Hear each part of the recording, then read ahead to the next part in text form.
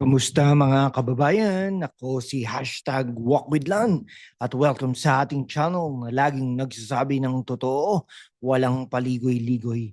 Dito, diretso sa punto, hard-hitting at puno ng katotohanan. Ngayong gabi, pag-uusapan natin ang mainit na issue sa politika. Si Attorney Rowena Guanzon at VP Sara Duterte nagsalita na laban kina House Speaker Martin Romualdez at Pangulong Bongbong Marcos. Pero teka, bakit nga ba galit na galit ang mga Pilipino at bakit laging nasa balita ang Marcos Duterte drama? Kami ngayon ay mahigit 14,000 subscribers na, mag 15,000 subscribers na.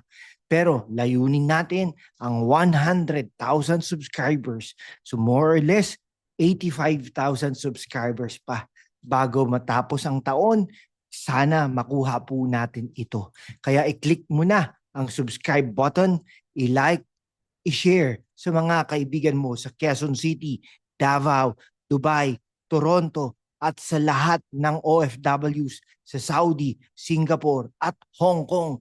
I-comment mo rin kung ano ang tingin mo sa politikang Pilipino ngayon. At kung gusto mo kaming suportahan, magpadala ng super thanks para mapalago natin ang channel na ito.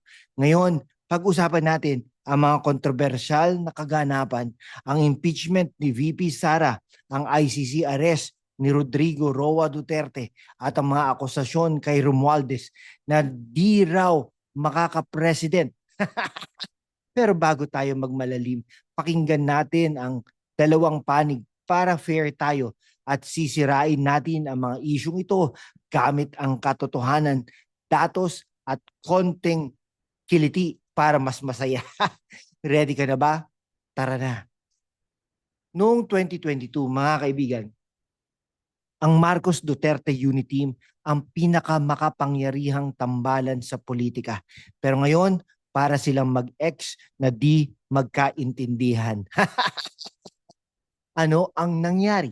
Ayon kay VP Sara, walang natupad si Marcos sa mga pangako niya noong kampanya. Sa isang panayam sa Melbourne, Australia, sinabi ni Sara na no ill feelings daw siya kay Marcos. Pero may problema siya sa performance nito bilang presidente ng Pilipinas. Sinabi rin niya na ang rendition ng kanyang tatay, si dating Pangulong Rodrigo Roa Duterte sa ICC ay isang affront to Philippine sovereignty.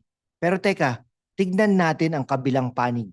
Sabi ng Malacanang, si Sara daw ang dapat managot sa mga utang na iniwan ng administrasyon ng kanyang ama. Trilyong pisong utang, mga kababayan. At ayon sa mga kaalyado ni Marcos, si Sara raw ay nagpapakalat ng disinformation para siraan ang administrasyon. Pero totoo kaya ito o political mudslinging lang? Si Marcos at Sara parang naglalaro ng chess. Pero si Romualdez ang knight na laging sumisingit. Pero seryoso, ang tunay na issue dito ay kapangyarihan. Si Romualdez bilang speaker ay malapit na kaalyado ni Marcos at posibleng tumakbo sa 2028. Kaya ba nila sinisiraan si Sara para maagang ma-sidelined ang kanyang presidential ambitions? Ano sa tingin mo? Team Sara ka ba o Team Marcos? Comment mo yan sa baba at i-share sa mga kaibigan mo sa Dubai, Riyadh at Sydney. Huwag kalimutang mag-super thanks para suportahan ang aming research.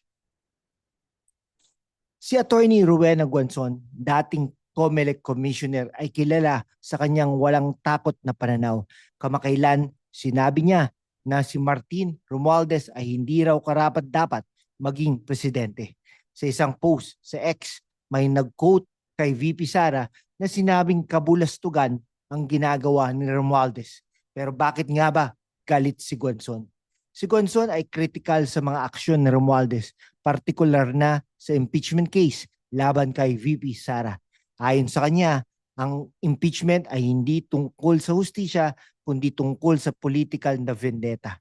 Sabi rin ni Guanzon, ang mga aksyon ni Romualdez ay nagpapakita ng labis na ambisyon para sa 2028 presidential race. Pero tingnan natin ang kabilang panig.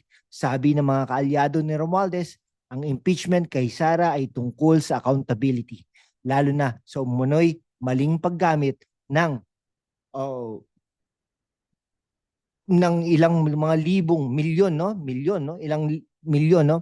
Na talagang ito ay political feud between the Marcos and the Duterte families, with Sara facing impeachment over alleged misuse of funds and controversial remarks, such as her alleged assassination threat against Marcos, his wife, and Romualdez. The Marcos administration, on the other hand, struggles with credibility, accused of using legal tools to counter Duterte's influence while failing to deliver on campaign promises like the 20 pesos per kilo rice program. This couple of minutes, no? Talagang hard itong programa natin ay hard-hitting fact-based analysis with with some edge, no? Targeting Filipino youth and OFWs, no? Itong structure po na to ay talagang para po sa inyo, no? Lalo na po sa US, Canada at Middle East. Kamusta mga kababayan, no? Sumali sa aming chat. Okay, sige. Hanggang dito na lang po mga kaibigan ko ha. Maraming salamat po sa inyong lahat at mabuhay po ang Pilipinas.